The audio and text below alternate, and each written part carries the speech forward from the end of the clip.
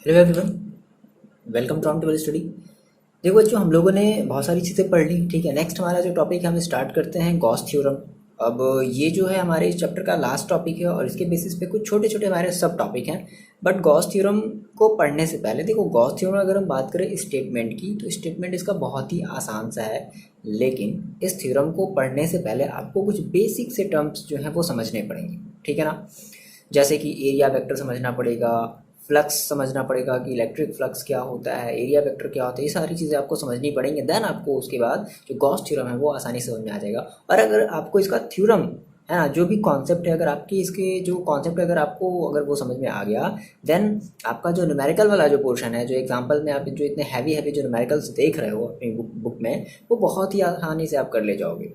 चलो तो स्टार्ट करते हैं। देखो हम गॉस थ्योरम, हेडिंग लगा लो अपनी कॉपी में, क्या गॉस थ्योरम। देखो तो अगर हम सर कहें है क्या ये Gauss theorem, Gauss Gauss theorem okay, क्या है? तो बेसिकली देखो कुछ नहीं है। बेसिकली जो गॉस थ्योरम बताता है, बेसिकली अगर हम बात करें कि गॉस थ्योरम में एग्जैक्टली हम पढ़ेंगे क्या, तो हमें कुछ नहीं करना है। हम जो पहले से हम जो काम करते चले आ रहे थे, मतलब क्या, हम इलेक्ट्रिक हम हाँ सॉरी, हम क्या निकाल रहे थे, हम इलेक्ट्रिक फील्ड की इंटेंसिटी फाइंड आउट कर रहे थे ना। हमने प्रीवियस के हमने जो भी टॉपिक्स हमने पढ़े हैं उन सभी के सभी टॉपिक्स में हमने क्या फाइंड आउट किया, इलेक्ट्रिक फील्ड की हमने इंटेंसिटी फाइंड आउट करी है, कितना होगा इस पॉइंट पर, उस पॉइंट पर कितना होगा। तो सेम वही काम भी हम यहाँ पर भी वही करने वाले हैं, लेकिन with the help of Gauss theorem. Basically Gauss किसी साइंटिस्ट का नाम है ना, और उसने क्या किया, उसने अपने नाम पर इस थ्योरम का नाम गॉस थ्योरम रख दिया। तो सिंपली देखो गॉस थ्योरम में हमें बेसिकली पढ़ना क्या है, तो हमें फाइंड करना है, क्या फाइंड करना है, फाइंड इलेक्ट्रिक फील्ड। ठीक है, इलेक्ट्रिक फील्ड इंटेंसिटी, इंटेंसिटी का मतलब मैंने आपको बताया है। ठीक है, electric field intensity due to continuous continuous charge distribution. अभी एग्जैक्टली हम ये गॉस थ्योरम पढ़ नहीं रहे, बस हम फिलहाल ये समझ रहे हैं कि एग्जैक्टली हमें इस थ्योरम में पढ़ना क्या है। तो सेम हमें वही ई निकालना होगा, है ना, due to continuous charge distribution. ठीक है, अब सर कैसे निकाला जाए, क्या किया जाए इसके लिए? तो देखो, अब इस गॉस थ्योरम को समझने से पहले हमें कुछ बेसिक से टर्म समझने हैं, है ना। जैसे कि हमें जो फर्स्ट समझना है वो हमें समझना है एरिया वेक्टर। अब कई बच्चे ऐसे होंगे जो एरिया वेक्टर नाम सुन करके बड़े मतलब थोड़ा सर्च, एरिया भी है वेक्टर भी है, ये कैसे सर, हम तो पढ़े थे जहाँ पे हम एरिया को तो एज हम स्केलर फॉर्म में लेते थे, बट आप तो सर एरिया वेक्टर बता रहे हो, एरिया को आप वेक्टर के फॉर्म में बता रहे हो, सर ये क्या बला है, मतलब ये तो एक नई मुसीबत हो गई। दूसरी चीज़ जो आपको समझनी है वो है इलेक्ट्रिक फ्लक्स। ठीक है, हमें अगर आपने ये दो बातें अगर आपने सीख ली, पढ़ ली, ठीक है, समझ ली, इनके कॉन्सेप्ट अगर आपने सीख लिए, देन आपको आपका ये जो गॉस थ्योरम है इसमें आपको कोई भी प्रॉब्लम आने वाली नहीं है। ओके, देखो स्टार्ट करते हैं। तो सबसे पहले अगर हम बात करें बच्चे, अगर अपने एरिया वेक्टर की, तो एरिया वेक्टर को समझने से पहले बात समझना, हमें अगर इसे समझना है, एरिया वेक्टर को समझना है, बात समझ से चलना देगा। और जो भी आपको लिखने वाली चीज़ें हैं आप वो लिख सकते हो, बाकी आप जो पीडीएफ फाइल है वो आप डिस्क्रिप्शन बॉक्स से जाकर के डाउनलोड कर सकते हो। देखो, अगर हम बात करें एरिया वेक्टर की, तो एरिया वेक्टर को समझने से पहले हम पहले छोटा सा टर्म समझते हैं, क्या, डेंसिटी ऑफ फील्ड लाइन। ये जो कि हम पहले ही पढ़ चुके हैं, थोड़ा सा और एक बार रिवीजन कर लेते हैं जल्दी से। क्या है, देखो, जैसा कि आपको पता है कि हमारी जो इलेक्ट्रिक फील्ड की जो स्ट्रेंथ होती है, ठीक है ना, तो उस बेसिकली इलेक्ट्रिक फील्ड की स्ट्रेंथ हम बेसिकली किससे रिप्रेजेंट करते हैं, हम रिप्रेजेंट करते हैं फील्ड लाइन से, इलेक्ट्रिक फील्ड लाइन से। हमने कहा कि सर हमारी जो इलेक्ट्रिक सॉरी, देखो हमने क्या कहा, हमने ये कहा कि हमारी जो फील्ड लाइन की जो डेंसिटी बेसिकली क्या है, तो हमने कहा कि सर हमारी जो स्ट्रेंथ होती है, बात समझना, हमने कहा सर जो स्ट्रेंथ होती है ना, STRENGTH, strength of electric field, ठीक है, is directly proportional to density. अब डेंसिटी का मतलब देखो समझते हैं, डेंसिटी ऑफ फील्ड लाइन, मतलब फील्ड लाइंस, ठीक है। अच्छा, तो हमने कहा सर जो इलेक्ट्रिक फील्ड की जो स्ट्रेंथ होती है वो डायरेक्टली डिपेंड करती है किस पर, डायरेक्टली जो प्रोपोर्शनल होती है फील्ड लाइन के प्रोपोर्शनल होती है, sorry, density of field line के प्रोपोर्शनल होती है। तो सर डेंसिटी का मतलब क्या है, देखो, जैसे डेंसिटी को आप सिंपली, जैसे मान लो आप जब क्लास 9th में थे, 10th में थे, 11th में थे, तो आप डेंसिटी को कैसे डिफाइन करते थे, आप डेंसिटी को कैसे डिफाइन करते थे? आप यही तो कहते थे कि जो डेंसिटी होती है मेरी, डेंसिटी इज इक्वल टू आप क्या लेते हो, अमाउंट ऑफ समथिंग, जिसमें आप कहते थे मास, मान लो आप कहते थे, है ना, amount of something upon volume, यही तो लेते थे, वॉल्यूम, है ना, वॉल्यूम दैट इट ऑक्यूपाइज, यही तो आप लेते थे, है ना। लेकिन अब यहाँ से बात समझना, अगर हम बात करें अपने डेंसिटी ऑफ फील्ड लाइन की, मतलब कि in case of field line हम यहाँ पर जो वॉल्यूम है वो नहीं लेंगे। देखो ऐसा क्यों है, बेसिकली ऐसा हम मानते हैं कि देखो थोड़ी सी मेरी बात सुन लो, ऐसा बेसिकली रीज़न इसका ये होता है कि हमें ये पता है कि बहुत सारे जो हमारे जो फील्ड लाइंस होते हैं, बात समझना, जो फील्ड लाइन, सब कुछ बेसिक सी ओरली बातें हैं, जो फील्ड लाइन होती हैं वो बहुत ज़्यादा इनफाइनाइट अमाउंट में होती हैं, देर, है ना, हम ये कह सकते हैं there is an infinite number of field lines, ठीक है। लेकिन अगर हमें इस फील्ड लाइन की डेंसिटी को समझना है, डेंसिटी ऑफ फील्ड लाइंस को अगर हमें समझना है, तो हम अपने अंडरस्टैंडिंग के लिए क्या करेंगे, हम कुछ जो है वो कुछ फाइनाइट नंबर ऑफ लाइंस हम ऐसे ड्रॉ कर देंगे, हम इस तरीके से जो है फाइनाइट नंबर ऑफ लाइन जो हम ड्रॉ कर लेंगे। लेकिन ऐसा एग्जैक्टली होता नहीं, बहुत सारे इनफाइनाइट अमाउंट में जो हमारी जो होती है वो फील्ड लाइंस होती है, लेकिन अपनी अंडरस्टैंडिंग के लिए हमने कुछ जो है वो नंबर लाइंस हमने ड्रॉ कर दिए, जिससे कि हम आसानी से समझ सकें कि कहाँ पर हमारी ये जो फील्ड लाइंस है वो कहाँ पर ज़्यादा क्लोजर हैं, ठीक है, कहाँ पर ज़्यादा फर्दर अपार्ट हैं। आ रही बात समझ में ना? अच्छा, तो हमने कहा कि सर हम जो डेंसिटी लेंगे, है ना, अगर हम बात करें in case of field line में, तो हम जो रेशियो में हम जो वॉल्यूम ले रहे हैं, तो हम इस वॉल्यूम को नहीं लेंगे। मेरी बात फिर से समझना, जब हम बात करते हैं डेंसिटी ऑफ फील्ड लाइन की, तो हम जो रेशियो में जो हम वॉल्यूम ले रहे हैं, हम इस वॉल्यूम को नहीं लेंगे। तो फिर सर क्या लिया जाए इसकी जगह पर? तो हम इसकी जगह पर लेंगे एरिया। आगे बात में, मतलब कि हमने कहा कि सर मेरे पास ऐसे ढेर सारी, कोई मान लो ऐसे अगर फील्ड लाइन जा रही है ना, तो हम क्या करेंगे, हम इस फील्ड लाइन में किसी अपने एरिया को जो है, मतलब किसी एक सरफेस एरिया को हम क्या कर देंगे, इसके अंदर इस फील्ड लाइन के ऊपर हम रख देंगे। अब देखो बात समझते हैं कैसे रखेंगे। अच्छा, इतनी बात समझ आई। हमने कहा सर डेंसिटी में हम जो अमाउंट ऑफ समथिंग जो है हमारी, अपॉन में जो हम जो वॉल्यूम ले रहे हैं, हम इस वॉल्यूम को ना लेकर के हम एरिया की बात करेंगे, यानी कि इस पर्टिकुलर एरिया से जितना भी हमारा फील्ड लाइन जो हो करके जाएगा, ठीक है ना, तो वही कहेंगे कि हमारी जो पर्टिकुलर उस पॉइंट पर, ठीक है, पर्टिकुलर उस पॉइंट पर हमारे इस फील्ड लाइन की क्या है, डेंसिटी है। बात समझना, उस पॉइंट पर हमारे फील्ड लाइन की डेंसिटी है। क्लियर है ये बातें? मतलब कि जितनी भी फील्ड लाइन ऐसे समझो, जितनी भी फील्ड लाइन हमारी इस एरिया को पियर्सिंग कर रही है ना, पियर्सिंग मतलब उसको बेध करके, मतलब उसको छेद करके दूसरी तरफ जो चली जा रही है, ठीक है ना, तो हम कहेंगे कि इस पर्टिकुलर पॉइंट पर हमारा जो फील्ड लाइन की जो डेंसिटी है, मतलब इस पर डिपेंड करेगी कितने नंबर ऑफ जो लाइंस हैं वो इस एरिया को ऐसे छेदते हुए जो है वो दूसरी तरफ चले जा रहे हैं। ठीक है, देखो बच्चे, सेम वही बातें मैंने लिख दी हैं क्या, कि in case of field line, ठीक है, फील्ड लाइन की केस में अगर हम बात करें अपनी डेंसिटी की, तो हम यहाँ पर रेशियो में वॉल्यूम को नहीं लेंगे, हम यहाँ पर लेंगे एरिया को, और हम ये देखेंगे कि पर्टिकुलर हमारे उस एरिया से कितने नंबर ऑफ जो फील्ड लाइंस हैं वो उस एरिया को पियर्स कर रही हैं, यानी कि छेदते हुए जा रही हैं। आ रही बात समझ में क्या? देखो एग्जैक्टली क्या है ना, कि ये सब हम बहुत ही क्वांटम लेवल पर बात कर रहे हैं। हमने जो एरिया लिया, बेसिकली ये चार्ज हमारा बहुत ज़्यादा क्वांटम लेवल का है, तो हम जो एरिया भी ले रहे हैं ना, हम भी वो क्वांटम लेवल की ही बात करें। वो आपको देखने के लिए हमने इतने बड़े बड़े जो हमने एरिया बनाए, इतने बड़े बड़े हमने चार्ज बनाए, बट एग्जैक्टली ऐसा होता नहीं है। क्लियर है? अच्छा, फॉर एग्जाम्पल देखो, मैंने आपसे कहा कि मान लो मेरे पास ये कोई ऐसे एक फील्ड लाइन ऐसे गई हुई थी, ठीक है ना, बहुत सारी ऐसे मेरे पास एक फील्ड लाइन गई हुई थी, और मान लो हमने कहा कि हमने हमने क्या किया, हमने इस फील्ड लाइन पर हमने इस तरीके से कोई एक अपना जो एरिया, जो एक रेक्टेंगल जो हमारा सरफेस है वो हमने ऐसे रख दिया। ठीक है, बात समझ में आ रही है क्या? फॉर एग्जाम्पल देखो, ऐसे हम समझते हैं, मान लो मैंने कहा मेरे पास ये, मान लो आपको ये जो मार्कर जो दिख रहा है ना, ये आपकी मान लो फील्ड लाइन्स है, ठीक है, और मान लो हमने क्या किया कि हमने इस फील्ड लाइन्स में, है ना, हमने समथिंग कुछ ऐसा किया कि हमारे पास ये जो फील्ड लाइंस है, तो हमने क्या किया, हमने इस फील्ड लाइंस के समथिंग, मतलब इस तरीके से हमने क्या कर दिया, हमने कोई एक जो एरिया है, मतलब इस तरीके का जो हमारा कोई एक जो रेक्टेंगल हमारा जो सरफेस है, हमने कुछ इस तरीके से यूँ ऐसे रख दिया। तो अब क्या होगी, मान लो अगर हम और बहुत सारे अगर हम मार्कर्स अगर ले लें, ठीक है ना, इधर उधर रख दे, तो हमने कहा कि जितनी भी मार्कर्स मतलब हमारी इस पेज को, है ना, इस पेज को पियर्स करते हुए जा रही होगी, ठीक है ना। इस एरिया से जितनी भी हमारी जो मार्कर्स है, यानी कि मार्कर्स का मतलब है जो आपकी जो फील्ड लाइंस है, ये इसको पियर्स करती हुई जा रही होगी, तो हम कहेंगे कि पर्टिकुलर इस पेज की, है ना, इस पेज पर मतलब इस पर्टिकुलर इस पॉइंट पर आप इसको बहुत ही क्वांटम लेवल पर देखो, ये जो आपका जो पेज है ना, आप इसको बहुत ही क्वांटम लेवल पर आपको देखना है। तो हम ये कहेंगे कि हमने कहा कि हमें क्या मिलेगा, हमें पर्टिकुलर इस पॉइंट पर हमें फील्ड लाइन की डेंसिटी मिलेगी। अच्छा, फॉर एग्जांपल मान लो हमने कहा कि अगर हम इस रेक्टेंगुलर सरफेस को अगर हम कहीं और लगा दें, ठीक है, बात समझो मेरी। हमने कहा कि अगर हम इस रेक्टेंगुलर सरफेस को मान लो अगर हम कहीं और लगा दें, समथिंग मान लो अगर हम यहाँ पर लगा देते हैं, और क्या हो कि अब यहाँ पर मान लो कुछ ऐसी कंडीशंस हो, कुछ ऐसा केस हो कि यहाँ पर मान लो जैसे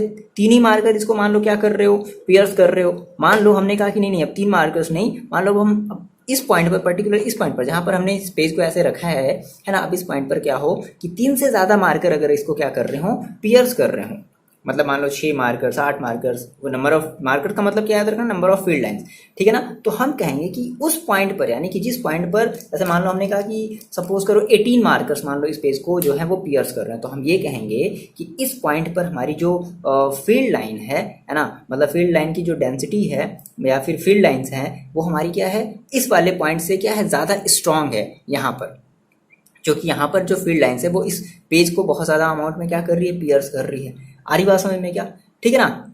अच्छा, इतनी बातें समझ में आई कि बेसिकली ये जो डेंसिटी वाला जो कॉन्सेप्ट है वो फिलहाल आपको समझ में आया कि डेंसिटी का मतलब हम क्या समझ रहे हैं, है ना, कि पर्टिकुलर एरिया को जितने भी फील्ड लाइन्स हमारे क्या कर रहे हैं, पियर्स करते हुए जा रहे हो, तो हम कहेंगे उस पॉइंट की हमारी समथिंग डेंसिटी है। मान लो किसी और पॉइंट पर बहुत ज़्यादा नंबर ऑफ फील्ड लाइन्स अगर वो पियर्स करते हुए जा रहा हो, तो हम कहेंगे उस पॉइंट की हमारी जो डेंसिटी है, फील्ड लाइन की जो डेंसिटी है वो और ज़्यादा है। अच्छा, तो सर आप इसको एरिया से कैसे रिलेट कर पा रहे हो, अब आप यहाँ से बात समझना। देखो, अभी आपने कहा कि सर अभी यहाँ पर मान लो जो हमारी जो नंबर ऑफ ये जो फील्ड लाइंस है वो मान लो समथिंग कुछ, देखो लोग काउंट कर लेते हैं, सपोज दैट मान लो काउंट कर लेते हैं कितने हैं, 1 2 3 4 5 6 7, मान लो 9 है समथिंग, क्या मान लो आप 9 बना लेना, अगर 9 नहीं है तो मान लो 9 बना लेना, सपोज दैट 9 बना लेना, ठीक है ना।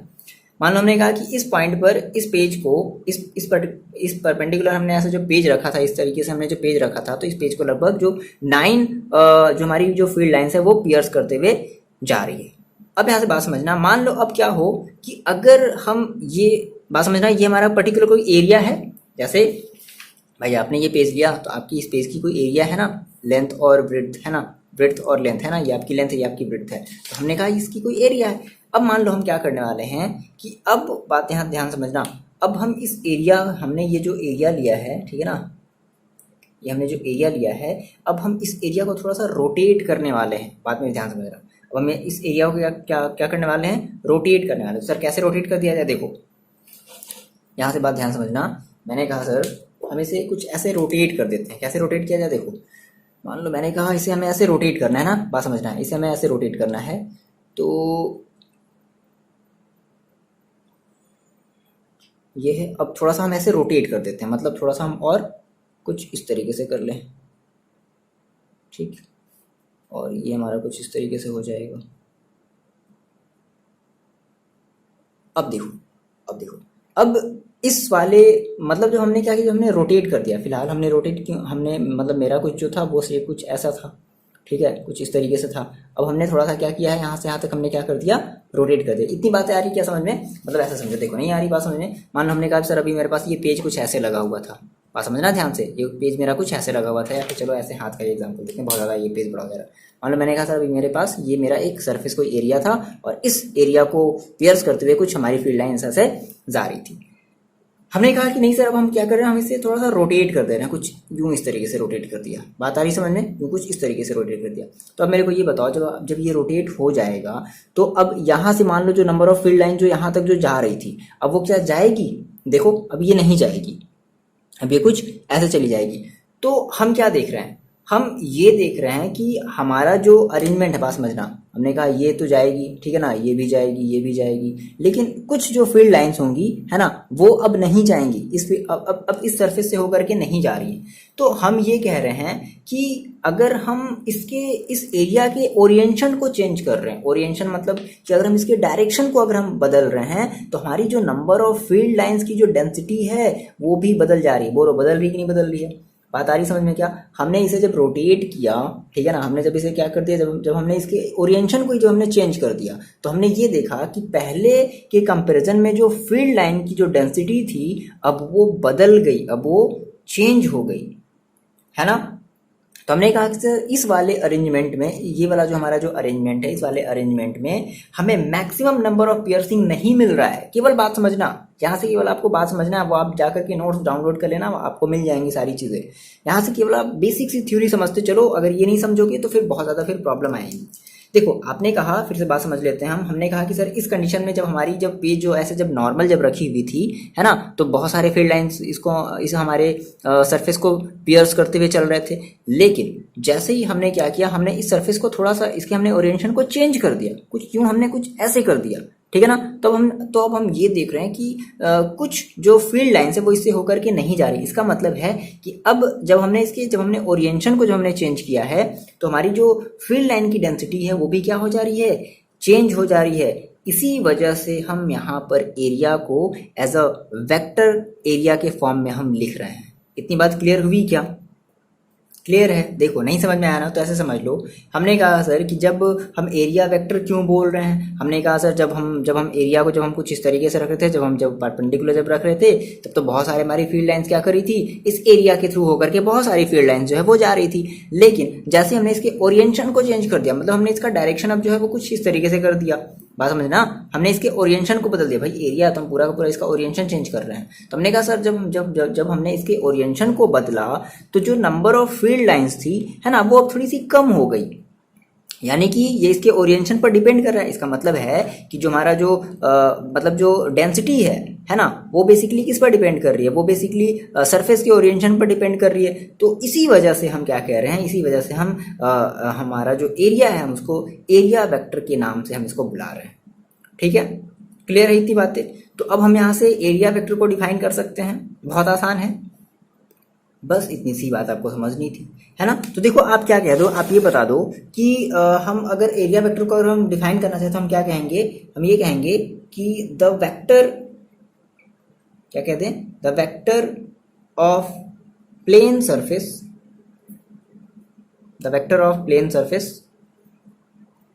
तो देखो ये सिंपल सा आपका जो है डेफिनेशन वो हो जाएगा क्या, कि the vector of plane surface. बात समझो, मान लो आपने ये कहा मेरे पास कोई एक सरफेस है, रेक्टेंगुलर सरफेस है, तो the vector of plane surface whose magnitude is area of figure, मतलब जो भी इस एरिया, मतलब जो भी सरफेस का जो भी एरिया होगा, है ना, मतलब मैग्नीट्यूड मतलब कोई क्वांटिटी, ठीक है, और उसकी जो डायरेक्शन होगी, and whose direction is that of perpendicular to the plane of figure, मतलब इसकी जो डायरेक्शन होगी, मतलब ये जो एरिया की जो डायरेक्शन होगी वो कैसे होगी, वो प्लेन के डायरेक्शन के अकॉर्डिंग। मतलब इसका मतलब क्या, देखो जैसे हमने कहा कि हमारी जो, मतलब मान लो जैसे हमने कहा कि मेरे पास सर कोई मान लो एरिया है, ठीक है ना, तो हम ये कहेंगे कि उसका जो उसकी जो डायरेक्शन होगी वो कैसे होगी, वो प्लेन के नॉर्मल होगी। कैसे होगी?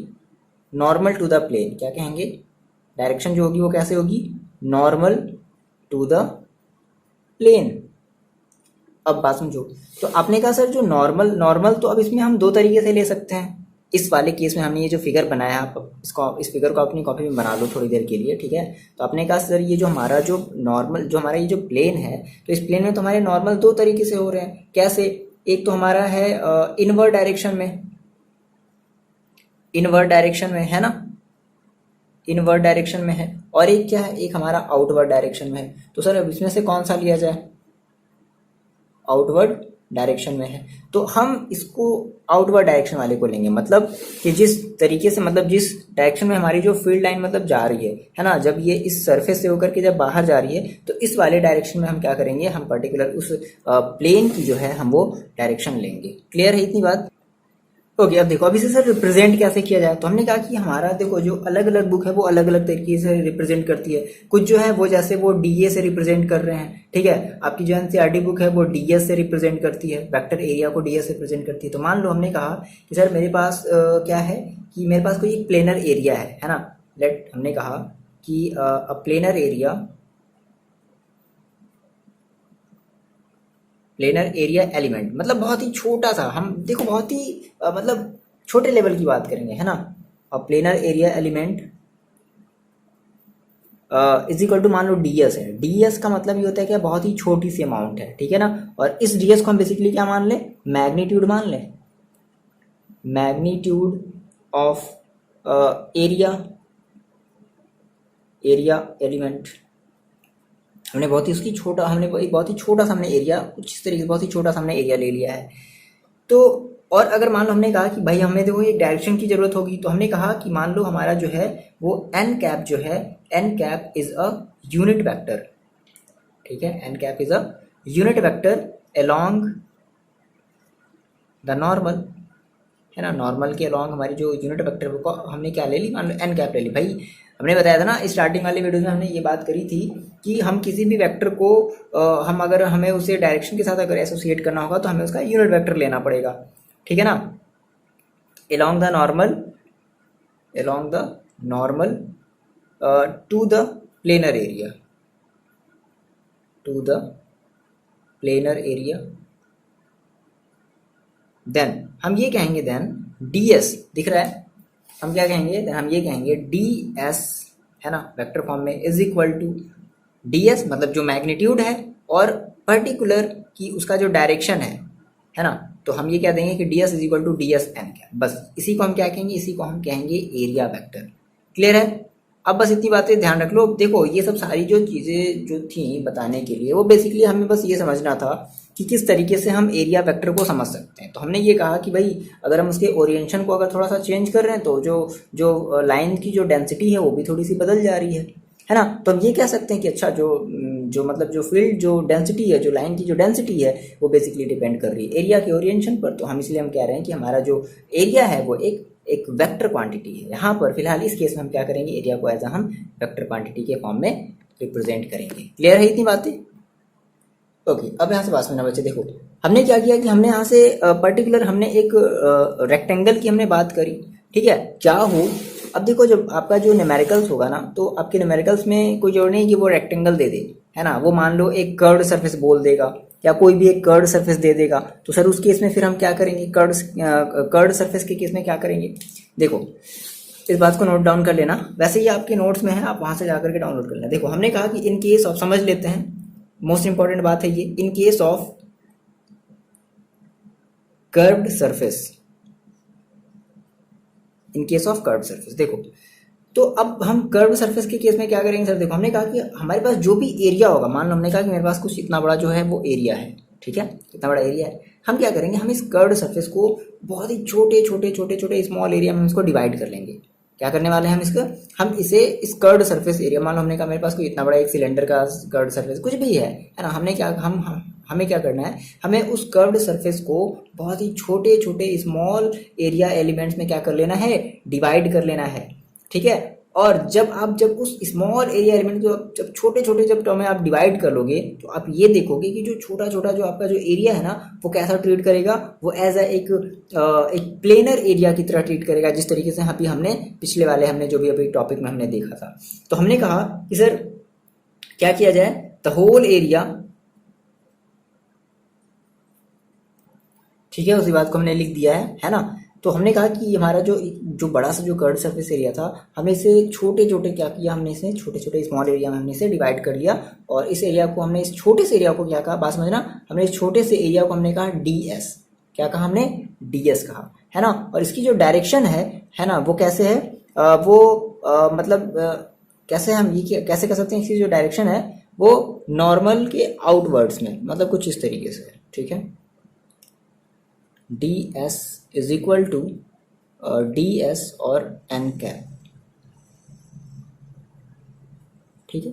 बस इतनी सी बात आप याद रख लो। क्लियर है कि हम सिंपल, आपको बस इतना समझना था, वो ओरिएंटेशन वाला बस कॉन्सेप्ट आप समझ लोगे, है ना। तो आपका ये जो एरिया वेक्टर वाला जो आपको जो कंफ्यूजन था, ये आपकी जो है वो क्लियर हो जाएगी। चलो नेक्स्ट देखो जल्दी, अगर आपको ये समझ में आ गया तो अब इसके बाद की जो टॉपिक है बहुत ही आसान है, बहुत ही ईजी है, ठीक है। देखो अब नेक्स्ट समझते हैं। ओके देखो नेक्स्ट अगर हम बात करें अपने इलेक्ट्रिक फ्लक्स की, ठीक है, नेक्स्ट हेडिंग डालो इलेक्ट्रिक फ्लक्स। देखो डाले इलेक्ट्रिक फ्लक्स हेडिंग। देखो क्या है, बेसिकली फ्लक्स का पहले मतलब समझ लो। फ्लक्स का जो मतलब होता है वो होता है काइंड ऑफ फ्लो, है ना, काइंड ऑफ फ्लो मतलब किसी चीज़ का फ्लो होना। तो फिलहाल हम किस चीज़ के फ्लो की बात कर रहे हैं, हम बात कर रहे हैं अपने इलेक्ट्रिक फील्ड लाइंस की बात कर रहे हैं। तो हमने कहा ये सर कि अगर हमारे किसी सरफेस एरिया से, बात समझना, अगर हमारे किसी सरफेस एरिया से नॉर्मली जितनी भी, मतलब उस सरफेस एरिया से जितनी भी हमारी जो फ्लक्स लाइन है वो पास होगी, तो उसी अमाउंट को हम कहेंगे इलेक्ट्रिक फ्लक्स। मेरी बात फिर से समझो, मैंने क्या कहा, देखो मैंने कहा द टोटल नंबर ऑफ, बहुत आसान है, अब आपने फ्लक्स बेसिक, मतलब फ्लक्स की बात अभी छोड़ दो, आपने फील्ड लाइंस के बारे में पढ़ा, ठीक है ना। तो हमने कहा the total number of electric field line, the total number of electric field lines crossing the area normally, ठीक है, crossing the area normally is called electric flux.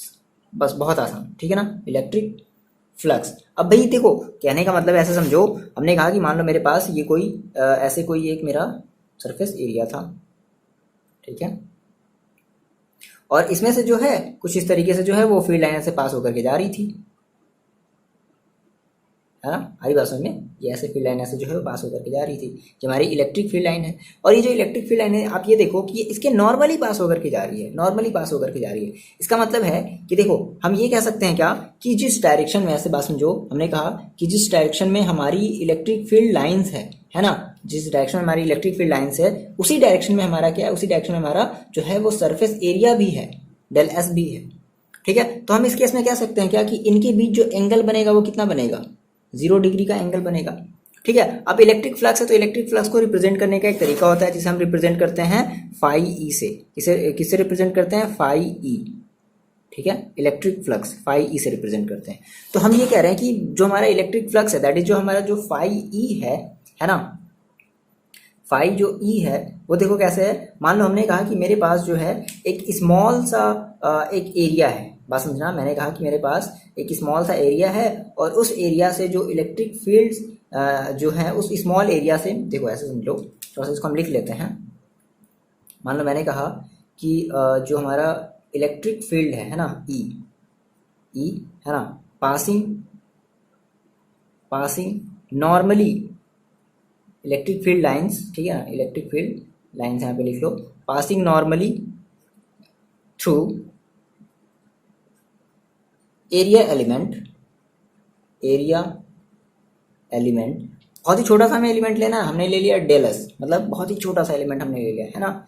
तो हमने कहा भाई, अगर हमने छोटा सा अगर एरिया लिया तो हमें छोटा सा क्या मिलेगा, इलेक्ट्रिक फ्लक्स भी मिलेगा। तो हमने कहा डेल फाई ई, बात समझो, हमने कहा del phi E is equal to E del S, क्या हो जाएगा, ई डेल एस हो जाएगा।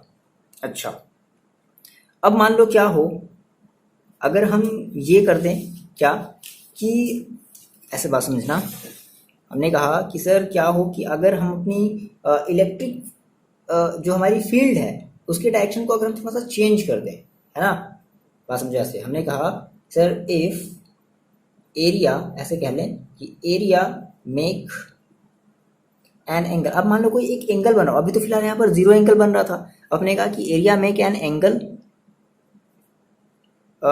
थीटा, है ना, विद ई, जो अब हमारी जो इलेक्ट्रिक फील्ड लाइंस है ना, या जो इलेक्ट्रिक फील्ड है उससे हमारा जो एरिया है वो एक थीटा एंगल बना रहा है। मतलब कैसे, समथिंग कुछ इस तरीके से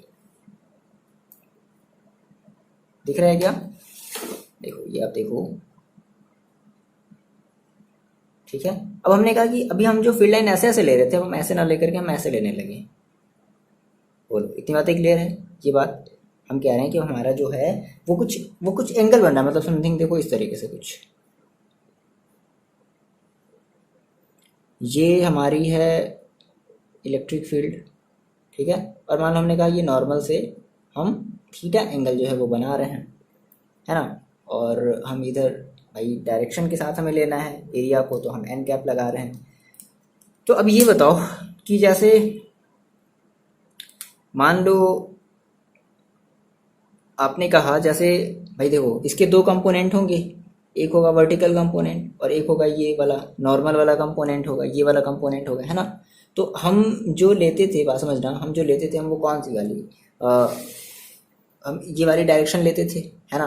तो इस डायरेक्शन की अगर आप बोलो कि इस डायरेक्शन मतलब इस वाले कंपोनेंट का जो मैग्नीट्यूड होगा वो कितना होगा, तो मैंने आपको बताया था क्या कि जैसे अगर ये ई है तो इसके दो कंपोनेंट, एक आपका क्या होगा, ये आपका होगा ई कॉस थीटा और ये आपका होगा ई साइन थीटा। तो हमें ये वाला, हमें नॉर्मल वाला कंपोनेंट लेना भाई। हम एरिया के हम कैसे हम नॉर्मली आउटवर्ड वाला डायरेक्शन लेते हैं ना। हमने स्टार्टिंग में बताया था कि हम एरिया को कैसे लेंगे, मतलब जो एरिया का जो डायरेक्शन है वो कैसे लेंगे, वो नॉर्मली आउटवर्ड डायरेक्शन लेंगे। तो नॉर्मली आउटवर्ड तो ये है, क्लियर है बात, ये है ना नॉर्मली आउटवर्ड। तो हमने हमें हमें क्या लेना, ई कॉस थीटा। तो हमने कहा कि सर अब हमारा जो, अब इस केस में हमारा जो डेल फाई ई होगा वो कितना होगा, वो हो जाएगा normal component of E, normal component of E, ठीक है, और इनटू सेम वही सरफेस एरिया, ठीक। तो अब नॉर्मल कंपोनेंट ऑफ ई आपका कितना है, ई कॉस थीटा, और इनटू सरफेस एरिया आपने कितना माना है, डेल एस माना है। तो कितना हो जाएगा, del phi E is equal to जो हो जाएगा, del phi E is equal to जो हो जाएगा वो कितना हो जाएगा, वो आपका हो जाएगा E del S cos theta, ठीक है। अब यहाँ से कुछ इंपॉर्टेंट बात समझो, मोस्ट इंपॉर्टेंट बातें हैं, कुछ मोस्ट इंपॉर्टेंट टर्म्स हैं, बातें यहाँ से ध्यान समझना। जैसे मान लो आपने कहा, यहीं से देख लेते हैं, बहुत ही आसान सी चीज़ है। देखो जैसे आपने कहा कि अगर हम थीटा इज इक्वल टू, अगर हम मान लो 0 लेते हैं, है ना, पहले वाले केस में जो पहले वाली जब हमने केस बनाई थी, तो उस केस में जब आप cos 0 की जो आप वैल्यू रखोगे तो कितनी मिलेगी, 1 मिलेगी। दैन उस केस में आपको जो डेल फाई ई है, जब इसमें देखो कंफ्यूज हो रहे होंगे, डेल का मतलब है बहुत ही स्मॉल सी क्वांटिटी। भाई अपने एरिया बहुत ही स्मॉल लिया है तो आपको फ्लक्स भी कैसा मिलेगा, छोटा सा मिलेगा, है, आ रही बात समझ में, ठीक है। तो del phi is equal to हम क्या कहेंगे, हमें इस केस में मिलेगा ई डेल एस, यानी कि हमें मैक्सिमम इलेक्ट्रिक फ्लक्स मिलेगा, मैक्सिमम इलेक्ट्रिक फ्लक्स। बात समझना, यहाँ पे लिख लेना मैक्सिमम इलेक्ट्रिक फ्लक्स। मतलब क्या है इसका कि अगर जो आप अपना एरिया जो है, ठीक है, जिस डायरेक्शन में आपकी जो इलेक्ट्रिक फील्ड चल रही है ना, सेम उसके परपेंडिकुलर नहीं कह सकते, हमने कहा कि सेम उसी डायरेक्शन में हमने अपने पेज का भी हमने जो डायरेक्शन है हमने वैसे ही रख दिया, है ना। तो उस केस में हमें जो इलेक्ट्रिक फ्लक्स मिलेगा वो मैक्सिमम मिलेगा। बात समझ में आ रही है, मैक्सिमम हमें इलेक्ट्रिक फ्लक्स मिलेगा, ठीक है ना। क्योंकि बहुत ज़्यादा उस केस में क्या होगी, बहुत ज़्यादा अमाउंट में क्या होगी, फील्ड लाइंस उस पेज के अंदर से जाएगी। तो अगर बहुत ज़्यादा अगर फील्ड लाइन जा रही है तो बहुत ज़्यादा अमाउंट में हमें इलेक्ट्रिक फ्लक्स मिलेगा, क्लियर है। अब क्या करो कि मान लो अब पेज को धीरे धीरे क्या करते जाओ, मान लो जो एंगल है वो उसको थोड़ा थोड़ा और बढ़ाते जाओ, ठीक है। और आप मान लो ले 90 डिग्री पर, तो आपने कहा कि वैन अब हमारा जो अगर थीटा है अगर वो मान लो 90 डिग्री हो जाए तब, तो ये बताओ cos 90 डिग्री की वैल्यू कितनी होती है, 0। तो उस केस में आपको जो डेल फाई ई मिलेगा वो मिलेगा 0। मतलब कि उस केस में कोई भी जो आपकी जो फील्ड है, जो फील्ड लाइंस है, वो उस पेज से होकर के, वो उस सरफेस से होकर के जाएगा ही नहीं। आ रही बात समझ में क्या, ठीक है। उस सरफेस से उस केस में कोई भी हमारी फील्ड लाइंस उस सरफेस से होकर के जाएगी ही नहीं। तो जब कोई फील्ड लाइन जब जा ही नहीं रही है तो हमारा फ्लक्स क्या होगा, 0 होगा। मैंने आपको बताया ना कि फ्लक्स बेसिकली है क्या, कि कितने नंबर ऑफ जो फील्ड लाइंस है वो क्रॉस हो रहे हैं नॉर्मली हमारे उस सरफेस के, है ना। देखो अगर थोड़ा सा अगर यहाँ पर अगर आपको अगर कन्फ्यूज़न हो रहा हो तो थोड़ी सी देखो कुछ बातें हम और समझते हैं। देखो मान लो मैंने कहा सर मेरे पास ये मेरी फील्ड लाइन है, ठीक है, और मैंने कोई एक एरिया लिया है, मैंने कोई एक सरफेस एरिया लिया है। बात समझना, ये आपको देखने में ऐसा लग रहा है कि ये एरिया हमारा ऐसे डायरेक्शन में नहीं, ऐसे डायरेक्शन में नहीं है, ये हमारा कुछ ऐसे डायरेक्शन में, ये इस तरफ है, ऐसे चल रहा है, इस डायरेक्शन में हमारी मतलब जो हमारा जो एरिया है वो इस डायरेक्शन में। क्यों, क्योंकि मान लो अगर हम ऐसे अगर चेंज कर दें, है ना, ओरिएंटेशन इसका, तो नंबर ऑफ फील्ड लाइंस भी क्या हो जाएंगी, कम हो जाएगी। तो मैंने कहा कि इस डायरेक्शन में मेरी जो है मतलब ये इस डायरेक्शन में है, ठीक है।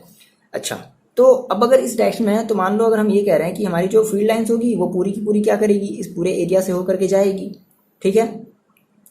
अब अगर मान लो हम कहते हैं कि परपेंडिकुलर, हमने एरिया कैसे ले लिया, हमने एरिया मान लो जो है वो परपेंडिकुलर ले लिया, या मतलब हमारा जो सरफेस है वो मान लो परपेंडिकुलर। अब इसका क्या मतलब है, ऐसे बात समझो।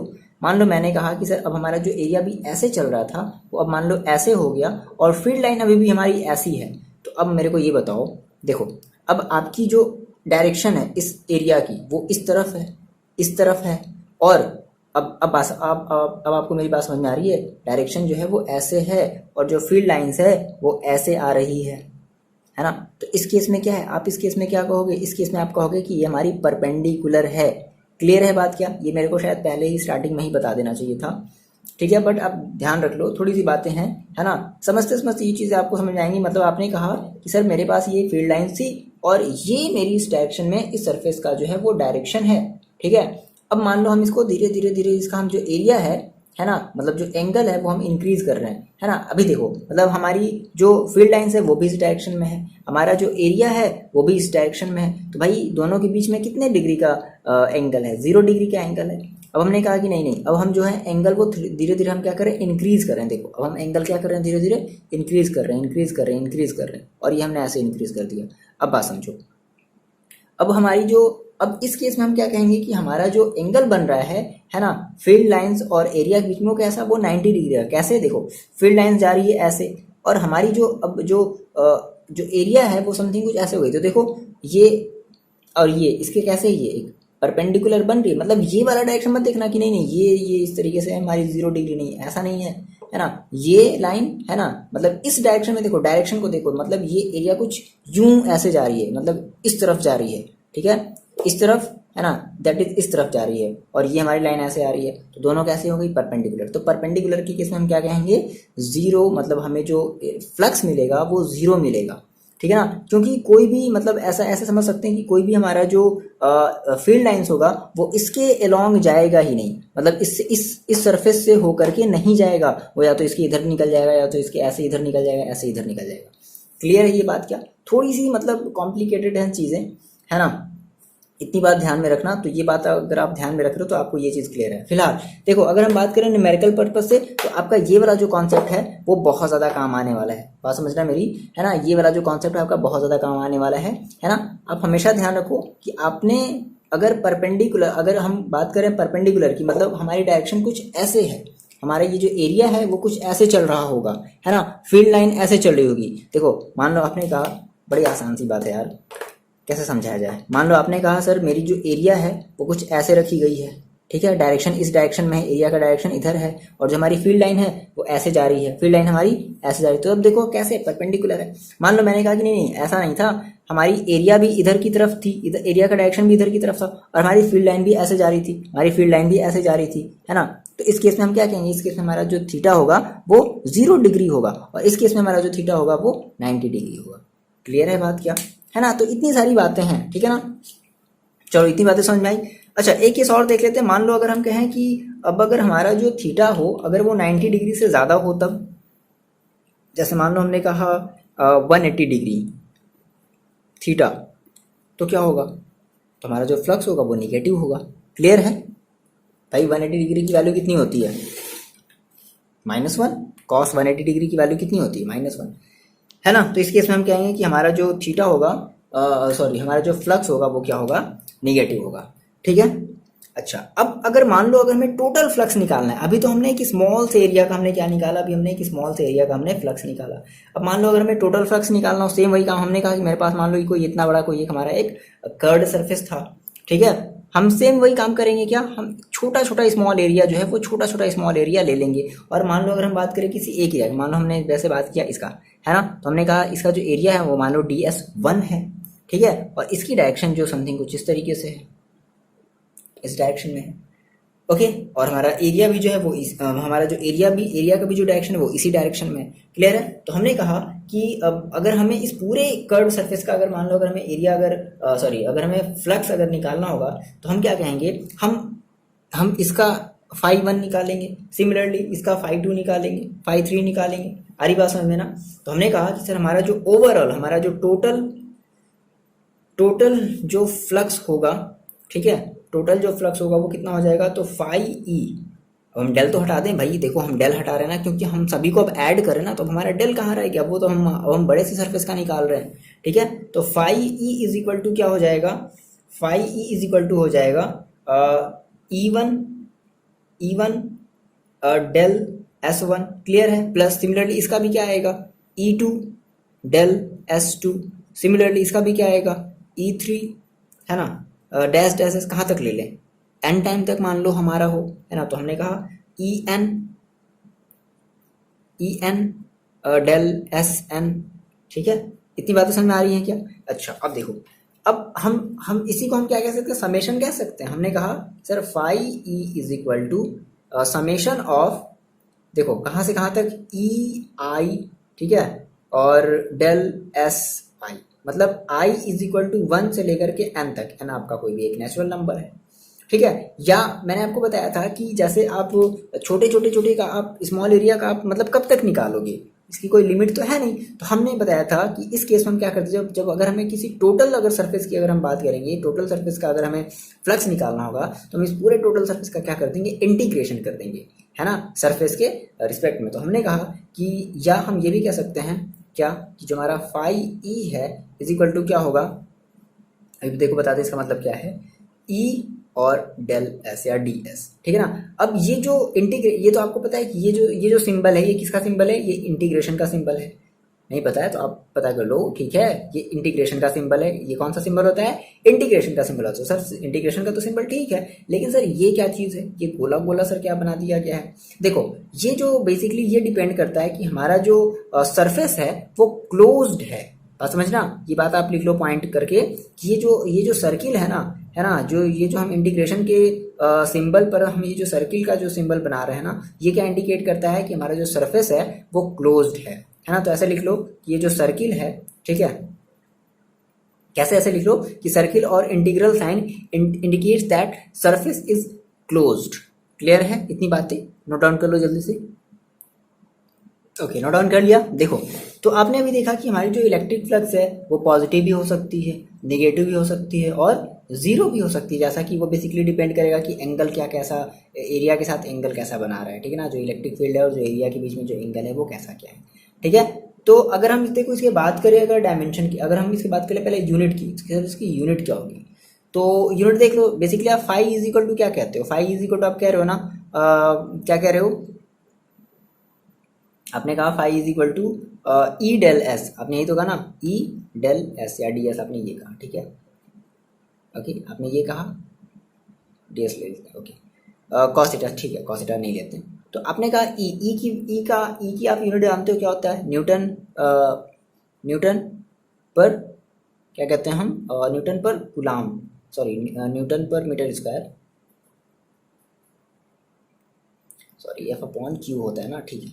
तो न्यूटन पर कूलाम, ठीक है। और डी एस एस आपका क्या एरिया है, तो एरिया को आप कैसे, एरिया की आप यूनिट क्या लेते हो, मीटर स्क्वायर में लेते हो, दैट इज मीटर स्क्वायर। तो क्या हो जाएगी इसकी यूनिट, न्यूटन मीटर स्क्वायर पर कूलाम, ये ध्यान रखना, ठीक है, इसकी हो जाएगी यूनिट। चलो बात कर ले अगर हम डायमेंशन की, आपने 11th क्लास में डायमेंशन निकालना सीखा था, है ना। वहाँ पे हम चीज़ों को क्या कर लेते थे, डायरेक्टली याद कर लेते थे, रट लेते थे, बट आप यहाँ पर अब निकाल सकते हो कैसे। हमने कहा सर इसकी डायमेंशन क्या हो जाएगी,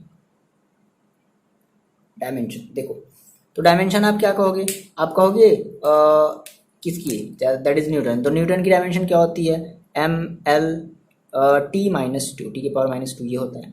और मीटर स्क्वायर है तो इसकी आप क्या करोगे, L स्क्वायर करोगे अपॉन, कुलाम है तो कुलाम का क्या होता है, AT, मैंने आपको बताया था AT। तो ये कितना हो जाएगा, ये हो जाएगा M और L के पावर 3 और T के पावर -3 और A के पावर -1, ये इसका हो जाएगा डायमेंशन। क्लियर है, आगे इतनी बातें समझ में, ठीक है ना। देखो मैं आपको फिर से बता दूं, ठीक है ना, याद रखना इस बात को। जिन बच्चों को बात समझ में आ गई वो आप आगे बढ़ जाओ, वीडियो को थोड़ा सा स्किप कर लो, आगे बढ़ जाओ। और जिन बच्चों को बात नहीं समझ में आई है वो ध्यान दो। जैसे मैंने कहा कि ये मेरी एक इलेक्ट्रिक फ्लक्स जा रही है, ठीक है, ये मेरी इलेक्ट्रिक फ्लक्स मतलब सॉरी ये मेरी इलेक्ट्रिक फील्ड लाइन जो है वो जा रही है। और मैंने कहा कि हमने क्या किया, हमने यहाँ पर कोई एक हमने छोटा सा, बहुत ही छोटी छोटी ये बातें हैं, बहुत ही छोटा सा, इतना छोटा है कि आप मतलब देखो ऐसा है कि सब हमारी ये सब हाइपोथेटिकल चीज़ें हैं, मतलब हम ये केवल इमेजिन कर रहे हैं, एग्जैक्टली ऐसा नहीं होता कुछ भी, ठीक है ना। हमने कहा ये मेरे पास कोई एक सरफेस एरिया है और हमने कहा कि जब हम इस सरफेस एरिया को जब हम थोड़ा सा कुछ ऐसे इंक्लाइंड कर दे रहे हैं, जब हम इसके ओरिएंटेशन को चेंज कर दे रहे हैं, तो जो नंबर ऑफ जो मतलब जो फ्लक्स की जो मतलब जो फील्ड लाइन की जो डेंसिटी है वो भी क्या हो जा रही, बदल जा रही है ना। तो हमने कहा सर जो तो हम इस बेसिस पे हम ये कह सकते हैं कि हमारा जो ये जो सरफेस एरिया है वो बेसिकली डायरेक्शन पर डिपेंड कर रहा है ना। तो हमने कहा सर किस डायरेक्शन में होगा, तो देखो बात समझना, हमने कहा ये हमारी फील्ड लाइंस है, तो फील्ड लाइंस हमें हमारी ऐसे जा रही है, तो हमारा जो एरिया का डायरेक्शन है वो भी ऐसे है, इधर की तरफ है, इधर की तरफ है। बात समझना, इधर की तरफ है। ऐसा नहीं है कि आपको ये वाला एरिया दिख रहा है तो आप कह दोगे नहीं नहीं ये वाला एरिया है। बात समझना, ऐसे नहीं है कुछ भी। आपने कहा कि फील्ड लाइन मेरी इधर जा रही है, ठीक है, ये मेरी फील्ड लाइंस है, ये ऐसे जा रही है, तो मेरा डायरेक्शन भी जो सरफेस जो मेरा जो मतलब हमने जो सरफेस रखा है उस सरफेस का जो डायरेक्शन है वो भी कुछ ऐसा ही है, ठीक है।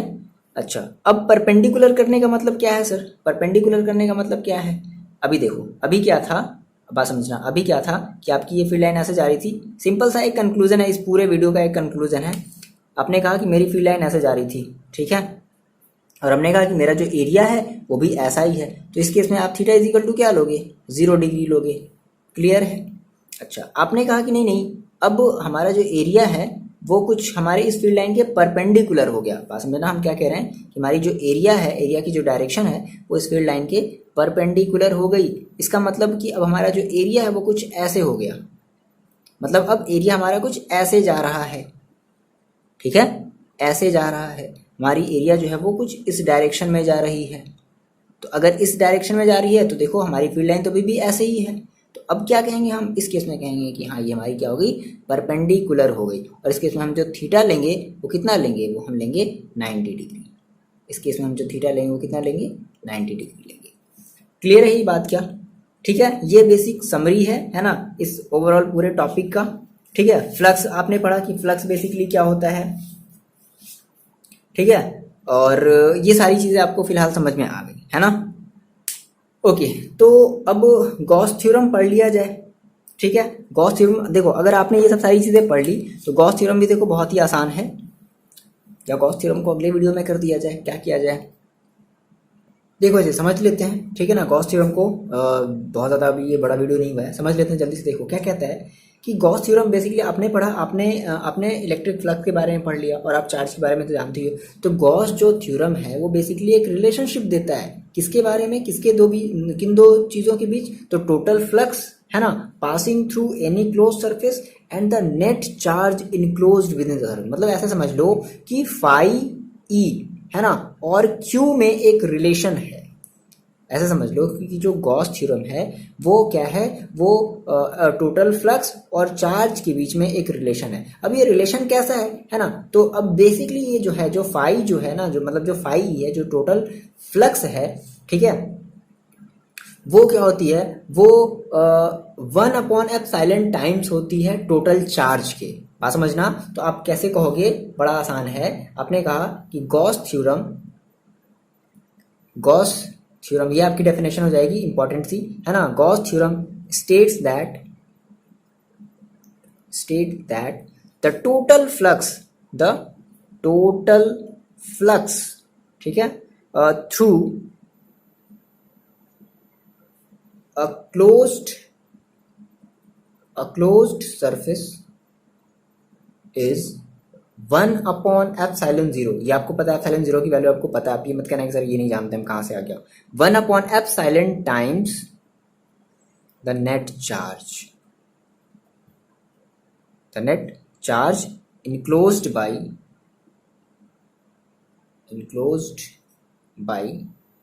the closed surface,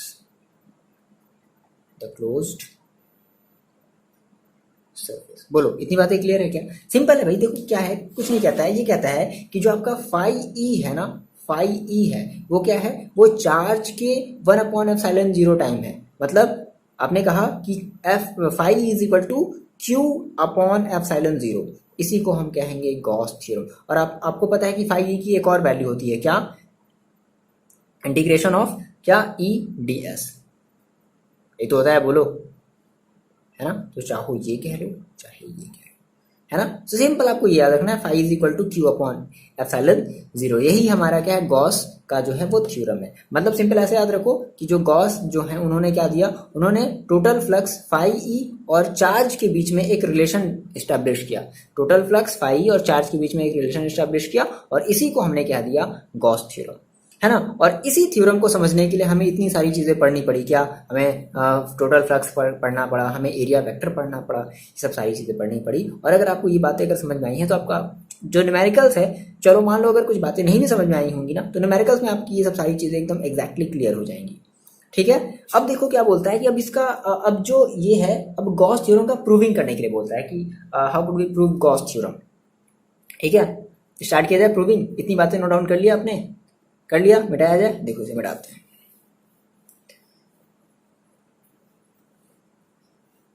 देखो मान लो हमें प्रूफ करना है, क्या प्रूफ करना है, प्रूफ ऑफ गॉस थ्योरम।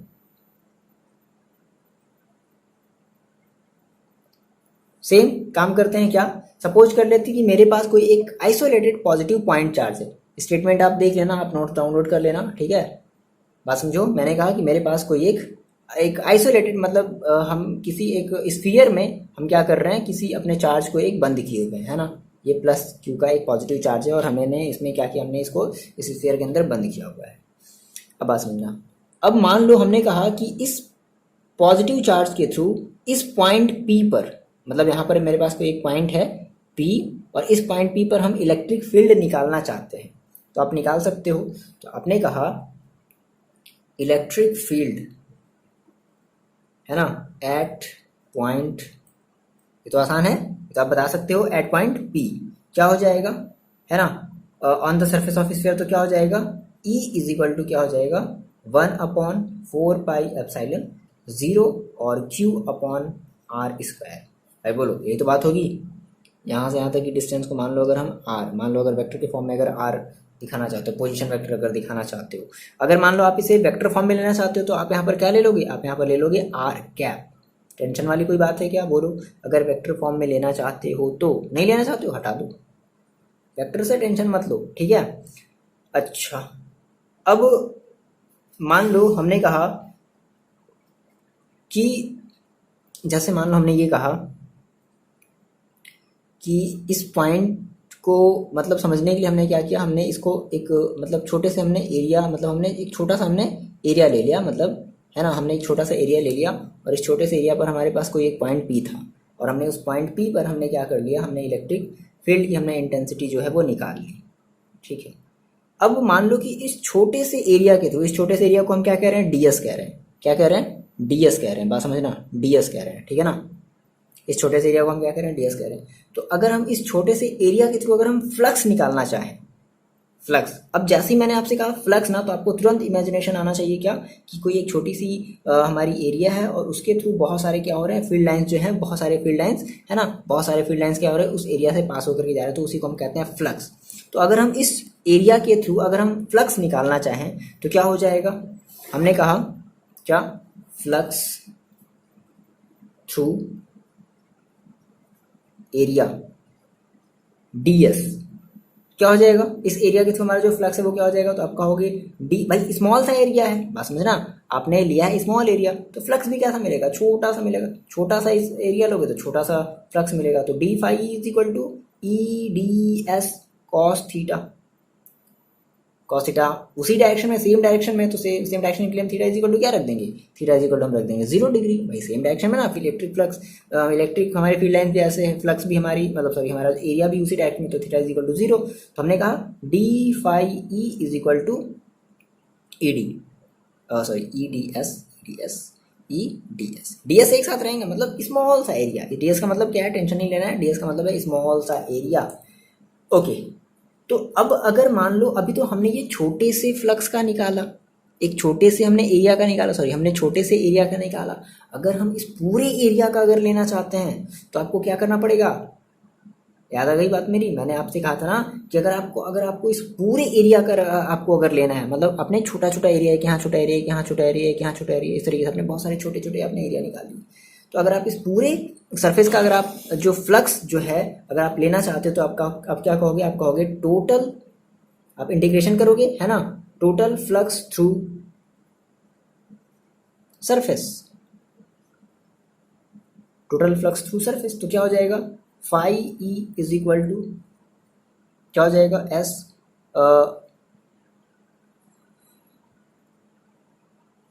क्या कर दिया जाए, ई है ना, ई और डी फाई ई क्या कर दिया जाए, एक मिनट, हम क्या कर रहे हैं, देखो हमने कहा हम इस छोटे से फ्लक्स का क्या कर रहे हैं, हम इस छोटे से फ्लक्स का क्या करें, इंटीग्रेशन। तो हमने कहा डी फाई ई, ठीक है। अब डी फाई की वैल्यू क्या है, ई डी एस, तो आप क्या रखोगे, integration of E d S. अब ई आपका बाहर निकल जाएगा है ना, हम सरफेस के अलोंग कर रहे हैं, तो हमने कहा हमारा जो ई है वो हो गया बाहर है ना, और क्या बच गया, ये बच गया हमारा डी एस। आप ये बताओ, मतलब अब देखो इस D S, integration of D S का मतलब क्या है, इंटीग्रेशन ऑफ डी एस का मतलब ये है कि आप इस पूरे के पूरे स्फीयर का क्या कर रहे हो, एरिया ले रहे हो। अगर बात समझना, अगर केवल डी एस होता, ठीक है, यहाँ से डिफरेंस समझो, अगर केवल डी एस होता तो आप क्या कहते कि हम जो है वो हम इस छोटे से एरिया का क्या कर रहे हैं, हम इस छोटे से एरिया के थ्रू हम मतलब हम इस छोटे से इस पार्ट का हम एरिया ले रहे हैं। लेकिन आपने कहा integration of d x, then आप इस पूरे सरफेस का क्या कर रहे हो, आप एरिया ले रहे हो।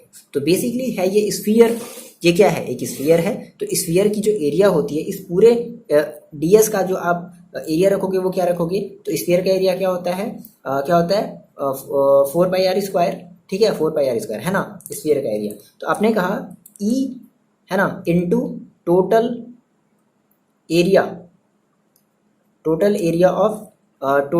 ऑफ सरफेस, और हमारा सरफेस कैसा है, स्फीयर है। तो हमने कहा ई इंटू 4πr²। और बताओ ई की वैल्यू देखो कितनी है, ई की वैल्यू आपने थोड़ी देर पहले निकाली थी क्या, ये चीज़ 1/4π Q/r²।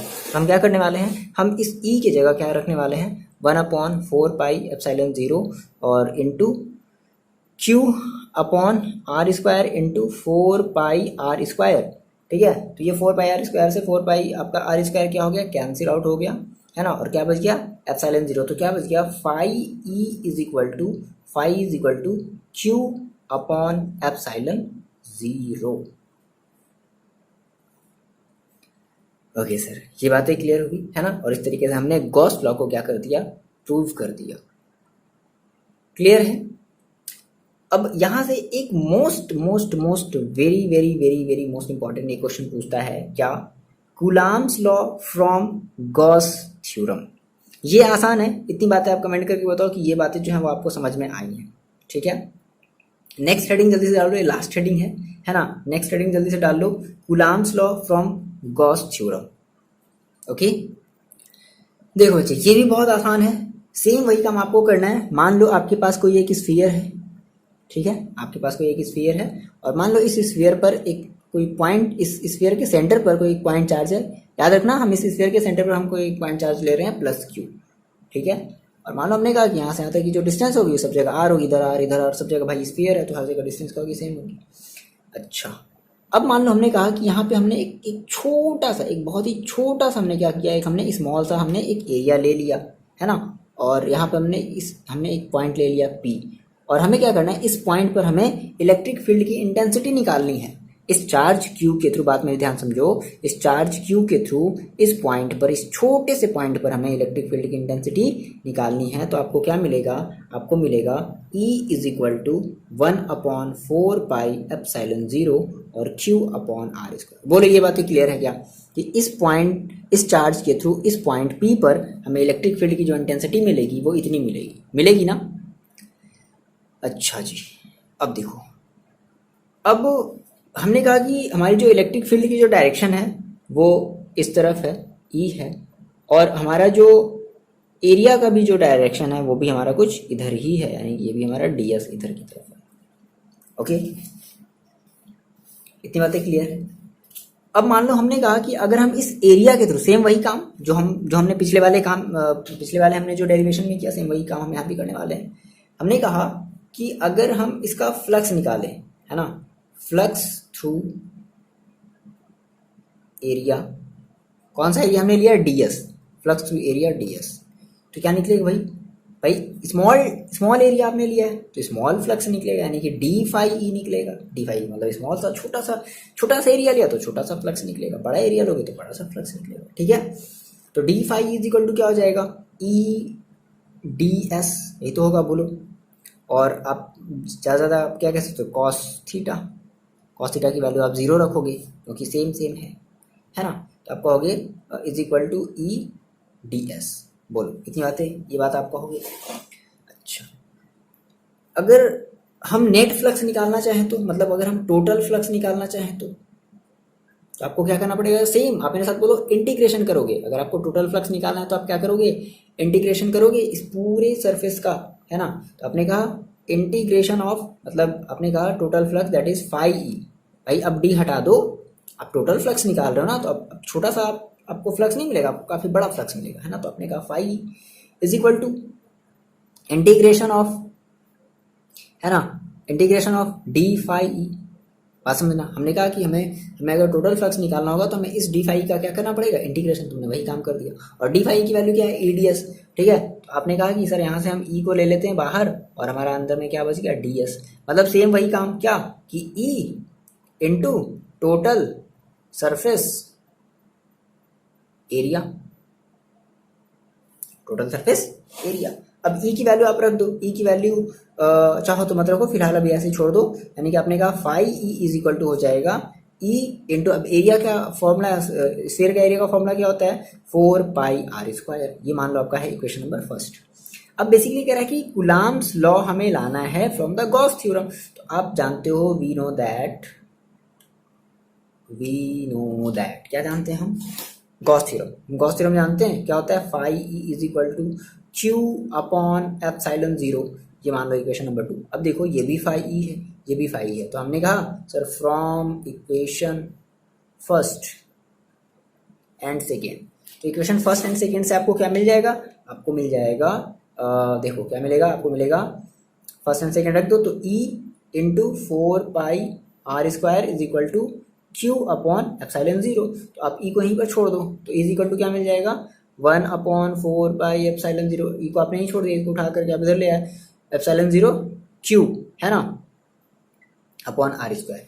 अच्छा, अभी तो सर ये कुलाम्स लॉ मेरा आया नहीं, कोई बात नहीं, देखो आप जानते हो क्या, आप जानते हो F is equal to Q naught into E, बोलो ये कितने बच्चे जानते हैं, है ना। तो ई की वैल्यू देखो कितनी है, 1 upon 4 pi epsilon 0 Q not, multiply कर दिया अपॉन आर स्क्वायर। भाई यही तो हमारा कुलाम्स लॉ था, ये तो हम स्टार्टिंग में पढ़े थे, दूसरी वाली वीडियो में, दूसरी तीसरी वीडियो में हमने यही तो पढ़ा था, है ना। तो this is our Coulomb's law. तो इस बेसिस पर हम करते हैं, कुछ नहीं करना है आपको, क्या करना है आपको, एक बार फाई ई आपको इलेक्ट्रिक फील्ड निकाल लेना है ना, किस पर, एट पॉइंट पी पर ड्यू टू चार्ज क्यू, है ना। फिर आपको इस स्मॉल से एरिया का आपको क्या निकाल लेना है, फ्लक्स निकाल लेना, और हम ये सब सारी चीज़ें पढ़ चुके हैं, फ्लक्स ये सब सारी चीज़ें, ठीक है, क्लियर है।